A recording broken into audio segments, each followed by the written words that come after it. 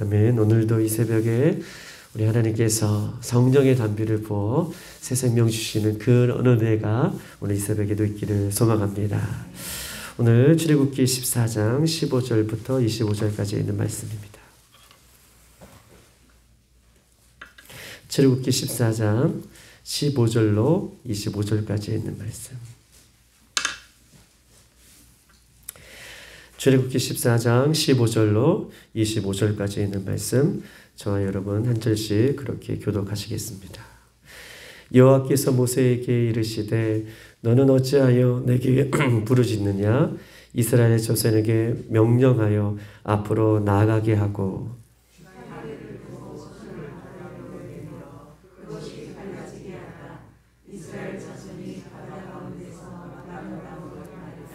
내가 애굽 사람의 마음을 완악하게 할 것인즉 그들이 그 뒤를 따라 들어갈 것이라.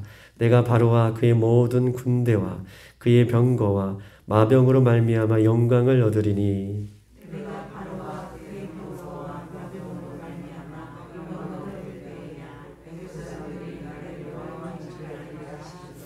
이스라엘 진 앞에 가던 하나님의 사자가 그들의 뒤로 옮겨 가매 구름 기둥으로 앞에서 그 뒤로 옮겨 애굽 진과 이스라엘 진 사이에 이어서 서니 저쪽에는 구름과 흑암이 있고 이쪽에는 밤이 밝고 밤새도록 저쪽이 저쪽에 가까이 하였다.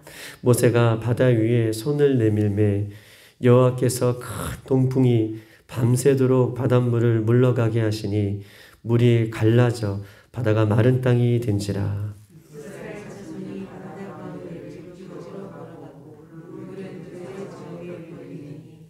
애굽 사람들과 바로의 말들, 병거들과 그 마병들이 다 그들의 뒤를 추격하여 바다 가운데에 들어오는지라.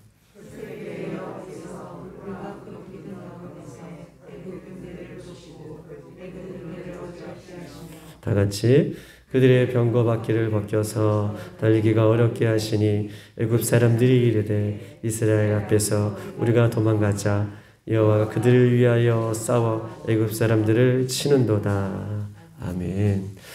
오늘 계속해서 우리는 이제 출애굽 여정 가운데 어떻게 보면 가장 중요한 부분들을 우리가 보고 있는 장면이 오늘 본문의 장면인 것입니다. 우리의 신앙이 때로는 고난과 우리의 신앙이 때로는 어려움이 없으면 좋겠는데 우리의 신앙 가운데 고난과 어려움이 있을 때에 우리가 예수님을 담대하게 믿는 것 같지만 신앙에 어려움과 고난이 없을 때에 우리는 예수님을 담대하게 믿는 것 같지만 이렇게 나에게 좋은 일만 있어야 예수님을 따르는 신앙, 고난이 있고 어려움이 있을 때에 이것들이 벗겨지기를 원했고 또 이 벗겨지면 예수님을 더욱더 잘 믿을 것 같지만 이렇게 고난과 어려움만 없애기를 바라는 이런 신앙은 기복적인 신앙이다라고 이렇게 이야기할 수 있습니다. 신앙이 때로는 고난과 어려움이 없을 때 예수님을 더욱더 담대하게 믿을 것 같지만 이런 것들만 바라보고 따라가는 신앙을 우리가 기복적인 신앙이라고 하는데 고난이 없을 땐 잘 믿을 것 같지만 고난이 찾아오면 넘어지는 신앙이죠. 고난이 없으면 어려움이 없으면 잘 믿을 것 같지만 그러나 이런 것들만 바라고 믿는 신앙 정말 이런 것들이 없어지면 잘 믿는 것이 아니라 오히려 고난과 어려움이 있을 때에 무너지는 신앙이고 그것 앞에서 주춤하고 머물러 있는 신앙이다 라고 이렇게 이야기할 수 있습니다. 이런 신앙은 하나님께서 우리에게 많은 은혜를 주셨음에도 불구하고 또 많은 은혜를 받았음에도 불구하고 이런 신앙에 머물러 있는 사람은 어려움이 찾아올 때마다 하나님을 원망하고 오늘 이스라엘 백성들의 모습처럼 어려움이 찾아올 때마다 힘듦이 찾아올 때마다 하나님을 원망하고 이스라엘 백성은 결코 이렇게 원망하다 죽어가는 백성임을 성경은 우리에게 이야기하면서 우리가 어떤 기복적인 것 오늘 예수님 앞에 어려움들을 벗겨달라고 하는 이런 모습은 없는지 우리의 마음 가운데 이런 찌꺼기들을 벗겨주셔서 하나님께서 예수님께서 우리에게 어떠한 형편에 놓여 있게 하시든지 주님만을 바라보는 신앙으로 어떤 어려움과 고난이 왔을 때 주님 이것들만 바뀌어주세요. 이런 신앙이 오늘 본문도 우리가 계속해서 볼 텐데 이런 1차적인 신앙이 아니라 주님 때문에 기뻐하고 이미 예수님께서 십자가에 우리를 위해서 대속해 주신 주님 때문에 감사하고 우리 예수님께서 다시 오실 신랑으로 오실 그날들을 바라보며 환경이 아니라 여건이 아니라 그런 믿음으로 우리가 살아가기를 오늘 이 새벽에도 우리에게 말씀하고 있는 것입니다. 여러분 오늘 이스라엘 백성들이 광야의 길을 걷다가 이제 홍해 바다의 앞에 서 있습니다. 광야의 길은 하나님께서 누누이 우리에게 말씀하고 있는 것처럼 이 광야의 삶은 이스라엘 백성들의 삶의 스타일을 바꾸기를 원하세요. 광야의 삶은 이스라엘 백성들로 하여금 자신의 인생의 삶의 스타일을 바꾸기를 원하시는 것입니다. 광야의 길은 장소를 바꾸는 것이 아니에요. 광야의 길은 장소나 환경을 바꿔다니는 것이 아니라 바꾸는 것이 아니라 자신의 삶이 바뀌는 것입니다. 그런데 사람들은 자신의 삶은 바꾸지 않으면서 이 광야 같은 환경을 바꿔달라고, 광야 같은 상황을 바꿔달라고, 광야 같은 관계를 바꿔달라고 울부짖는다는 거예요.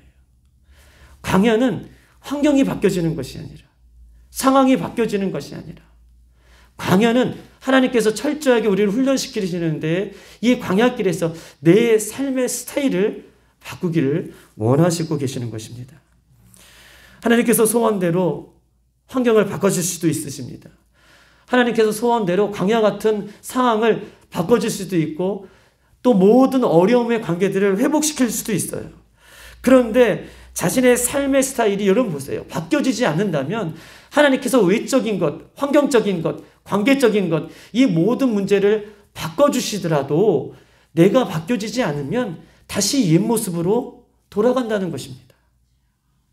그렇기 때문에 광야는 나의 삶을 바꾸는 것이지 이 광야 같은 인생 가운데에 광야를 바꿔주시거나 환경을 바꿔주시거나 어려운 문제를 바꿔주시거나 물론 하나님 이렇게 하실 수 있는 분이신데 하나님께서 우리 인생의 광야를 만나게 하시는 이유는 나의 삶의 신앙의 옛 모습을 예수님을 통해서 바꾸기를 원하시고 계시는 것입니다. 예수님께서 마태복음 24장에 열처녀의 비유를 통해서 늘 날마다 우리에게 말씀하시죠. 신랑이로다 라고 오실 때에 늘 날마다 우리의 스타일이 바뀌어서 기름을 준비하고 있는지 또 그 기름에 등불을 밝힐 수 있는 능력이 있는지 기름은 있지만 그 기름을 태워서 신랑이신 예수님을 밝힐 수 있는 그 능력이 있는지 예수님 우리에게 삶의 스타일을 신앙의 스타일을 옛것을 버리고 날마다 주님으로 인하여서 새 삶을 능력 있는 삶을 살기를 주님께서 우리에게 요구하고 있는 것입니다. 빌립보서 4장 13절 내게 능력 주시는 자 안에서 내가 모든 것을 할 수 있느니라. 내가 능력 주시는 자 안에서 내가 모든 것을 할 수 있느니라 라고 하는 말씀은 예수님께서 함께 하시면 내가 모든 것이 슈퍼맨처럼 감당할 수 있다 이런 말이 아니라 오늘 빌립보서 4장 13절 11절 12절에는 이렇게 써 있습니다. 내가 궁핍함으로 말하는 것이 아니라 어떠한 형편이든지 나는 자족하기를 배웠노니 12절 나는 비천에 처할 줄도 알고 풍부에 처할 줄도 알아 모든 일에 배부름과 배고픔과 풍부와 궁핍에도 처할 줄을 아는 일체의 비결을 배웠노라. 즉 다시 말해서 내게 능력 주시는 자 안에서 내가 모든 것을 할 수 있다라고 하는 것은 환경이 바뀌고 여건이 바뀌고 상황이 바뀌어서 그 안에서 내가 모든 것을 할 수 있다 이런 말이 아니라 이제는 예수님께서 내 안에 오셔서 나를 새롭게 변화시켜 주신다면 어떻게 해요? 내가 광야에서 어려움을 통해서 점검같이 나오는 삶의 스타일로 바뀌면 나에게 어떠한 형편이 오든지 궁핍에 처하든지 어떤 어려움에 처하든지 상황이 앞에 캄캄한 모습으로 내 앞에 모습 가운데 도여 있든지 광야를 내가 만나든지 이제 그거와 상관없이 일체의 비결을 배우는데 내가 예수님을 더욱더 뜨겁게 사랑하고 예수님 안에 거하고 이런 것들이 흔들리지 않는 그 능력을 내가 예수님 안에 배운다, 배웠다 라고 사도 바울이 이렇게 고백하시는 것입니다. 사랑하는 여러분, 우리 인생각 가운데에 끊임없이 하나님 광야의 길을, 나의 인생의 길을, 또 환경의 길을 바꿔 주시기를 원하는 1차적인 기도보다는 하나님 이 새벽에도 나를 바꿔주십시오. 나를 만나 주십시오. 나를 변화시켜 주십시오. 나에게 기름을 잘 준비하고 그 기름을 밝힐 수 있는 그런 영적인 능력도 허락하여 주십시오. 그래서 신랑 되신 예수님 오실 때에 그분을 잘 맞이할 수 있는 우리가 될 수 있도록 그렇게 기도하며 나가는 저와 여러분 되시길 주님의 이름으로 축복합니다. 오늘 이 새벽에 나는 예수님 안에 변하지 않으면서 환경과 관계와 상황들을 바꿔달라는 이스라엘 모습처럼 그런 모습이 없는지 오늘 주님 앞에 내려놓고 기도할 수 있는 저와 여러분 되시기를 소망합니다. 우리 한번 15절을 다 같이 한번 읽어보겠습니다. 15절 시작. 여호와께서 모세에게 이르시되 너는 어찌하여 내게 부르짖느냐. 이스라엘 각 자손에게 명령하여 앞으로 나아가게 하고. 아멘. 여호와께서 모세에게 이르시기를 너는 어찌하여 내게 부르짖느냐. 이스라엘 자손에게 명령하여 앞으로 나아가게 하고. 어저께 우리가 보았듯이 이스라엘 백성들은 이제 바닷가 앞에 진치고 있습니다. 장막을 쳤고요. 그 다음에 애국 군대가 병거들이 이스라엘 진영으로 지금 쳐들어오고 있는 상황을 우리가 보았습니다. 그래서 이스라엘 백성들이 이런 앞으로도 나아갈 수 없고 뒤에는 병거와 600명의 병거와 그 다음에 군대가 애굽의 군대가 쳐들어오는 것을 보면서 하나님을 원망하고 모세와 바론을 원망하고 심지어는 내가 애굽 땅에서 이 애굽 사람들을 섬기는 것이 더 나았다라고 이들이 입술로 이렇게 죄를 짓는 장면을 우리가 보았습니다. 우리가 주목하는 것은요, 이 장면에서 하나님이 지금과는 전혀 다른 방법으로 이스라엘을 인도하고 계셔요. 지금 바닷가에 놓여 있고 앞으로도 갈 수 없고 뒤로도 물러설 수 없는 이 15장에서는, 이 14장에서는 하나님이 이전과는 전혀 다른 모습으로 지금 이스라엘 백성들을 대하고 있습니다. 애굽의 10가지 재앙을 내릴 때에는 하나님께서 직접 그들 가운데 임재하여 주셨죠. 10가지의 재앙을 하나님께서 직접 말씀해 주시고 직접 그 모든 재앙 가운데에 그 모든 것들을 어떻게 해요? 해결할 수 있는 능력을 베풀어 주셨어요. 하나님께서 직접 10가지의 재앙을. 그런데 오늘 15절부터는 어떤 하나님께서 개입하시냐 하면 홍해 앞바다의 사건을 통해서 하나님께서 15절에 이제 너희가 직접 바닷가 앞으로 들어가라라고 얘기하십니다. 10가지의 재앙을 통해서는 하나님께서 직접 애국 땅에 바로에게 이스라엘 백성들에게 직접 개입하셨다면 이 15절에는 하나님께서 직접 개입하시는 것을 넘어 이제 너희들이 직접 그 바닷가로 들어가라 라고 하나님께서 우리에게 말씀하고 계십니다.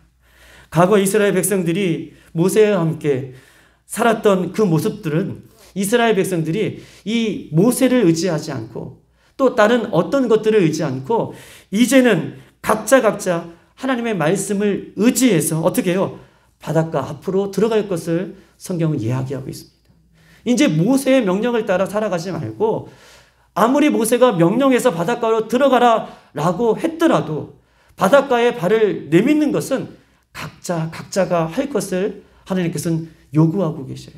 전혀 다른 방법으로 지금 이 사건을 하나님께서는 주시고 있는 것입니다. 누구를 의존해서가 아니라 이런 피동적인 신앙이 아니라 이제 하나님과 자신과의 직접이에요.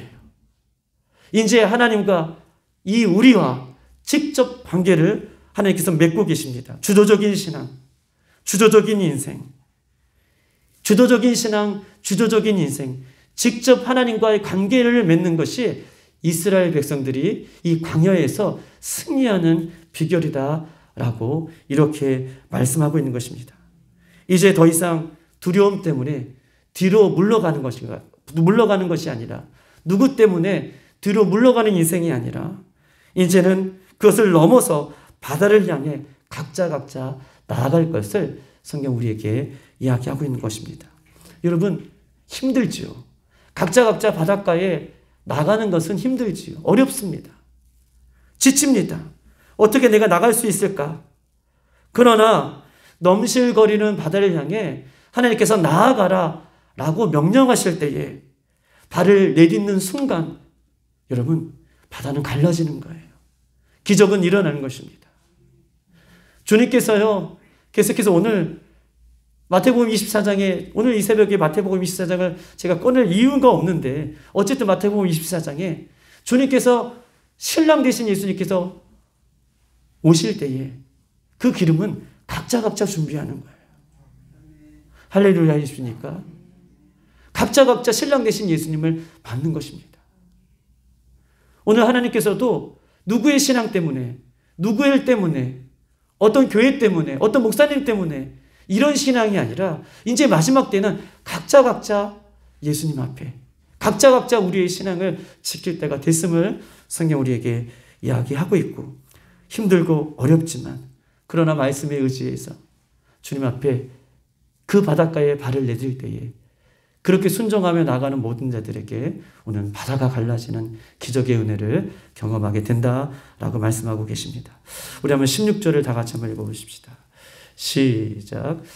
지팡이를 들고 손을 바다 위로 내밀어 그것이 갈라질 것이라 하라. 이스라엘 자손이 바다 가운데 마른 땅으로 행하니라. 아멘. 지팡이를 들고 손을 바다 위에 내밀어 그것이 갈라지게 하라. 이스라엘 자손이 바다 가운데 마른 땅으로 행하리라 라고 명령하고 계십니다. 모세가 하는 것은요 하나님 말씀에 순종해서 지팡이를 들고 바다에 내미는 것밖에 없어요. 그것이 이 모세의 믿음이고 그것을 바라보는 것이 이스라엘의 믿음이다라고 얘기할 수 있는 것입니다.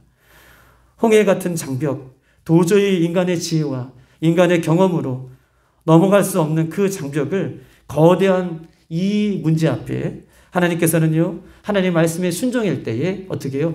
바다가 갈라지는 역사를 보게 하는 것입니다. 즉 다시 말해서 바다가 갈라지면서 이 바다의 환경이 바뀐 것은 아니에요.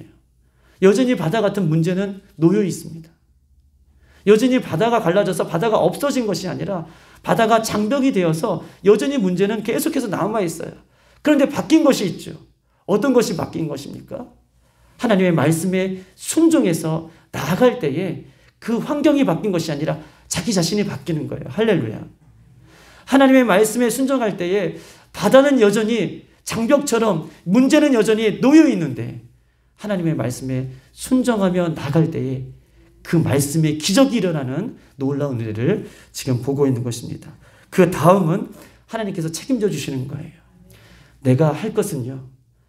지팡이를 들라라고 하면 드는 것이에요. 바다를 걸어가라라고 하면 힘들고 어렵고 때로는 이해가 되지 않지만 걸어가는 것입니다. 그리고 그 다음은 우리 하나님이 책임져 주시는 거예요. 우리 한번 21절을 다 같이 한번 읽어보십시다. 21절. 어떻게 하나님께서 책임져 주시나? 시작.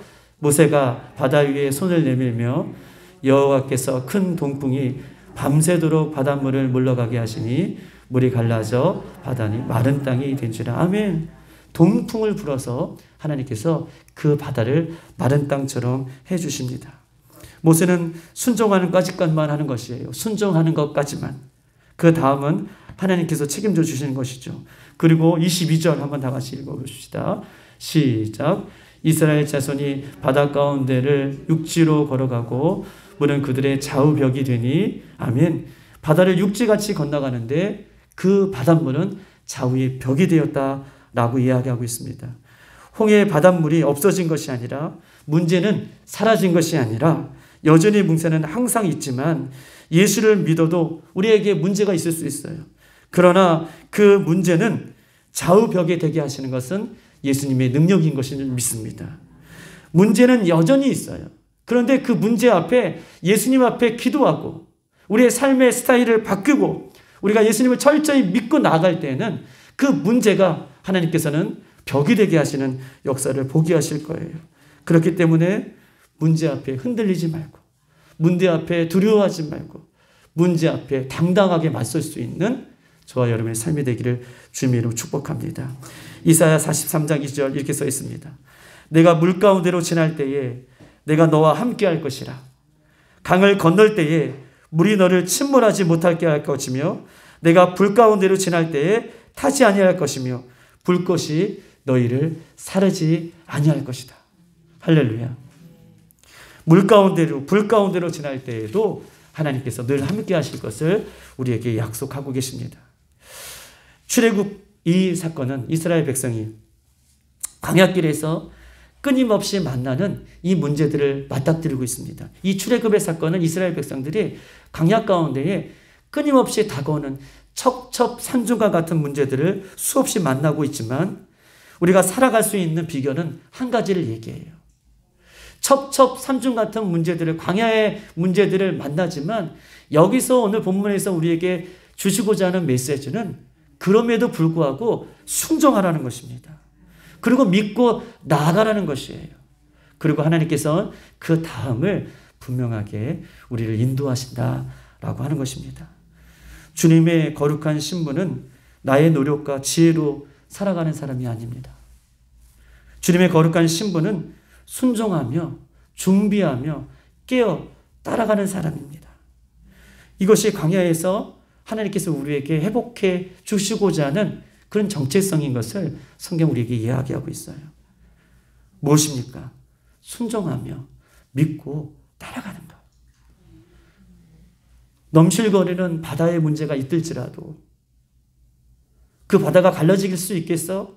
라고 하는 의심이 들어도 믿고 순종하며 따라갈 때에 여전히 환경들은 넘실거리는 파도처럼 우리에게 다가오지만 그러나 그 넘실거리는 파도를 인하여서 우리가 주님 앞에 더 빨리 갈 수 있는 은혜를 우리에게 경험하게 하실 것입니다. 사랑하는 여러분, 오늘 하루도 그 주님을 믿고 주님을 의지하여서 어디든 어떻게든 인도하실 때에 그 믿음의 자리에 저와 여러분이 서서 기적의 주인공, 하나님의 말씀이 이루어지는 주인공, 그렇게 준비된 우리의 모습이 오늘 하루 가운데도 있기를 주님의 이름으로 축복합니다. 아멘. 이 시간 한번 기도하십시다. 이 시간 첫 번째 기도할 것은 주님, 광야의 길은 이스라엘 백성의 삶의 스타일을 완전히 바꾸는 장소입니다. 광야의 길은 장소나 환경과 여건이 바뀌어지는 것이 아니라 자신의 삶의 스타일을 바꾸는 곳입니다. 자신의 삶의 스타일을 바꾸지 않으면 환경이, 관계가 이렇게 바뀌어져도 다시 옛 모습으로 돌아가는 것이죠. 주님, 우리 앞에 광야 같은, 우리 앞에 홍해 바다 같은, 또 뒤에 애굽 군대가 쫓아오는 하나님 그런 모습이 있습니까?